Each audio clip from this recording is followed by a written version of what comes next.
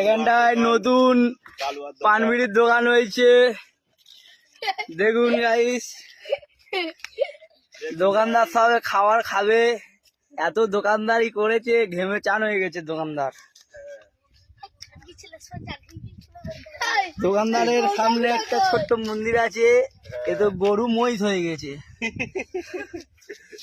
দোকানদারের ফটোটা একবার দেখে নিন, ছবিটা। কালুয়া দোকানদারের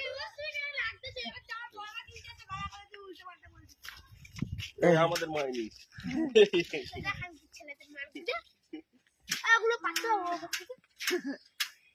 দেখুন, হাফ মাল ওপরে দোকানদারি করছে, হাফ মাল নিচে দোকানদারি করছে।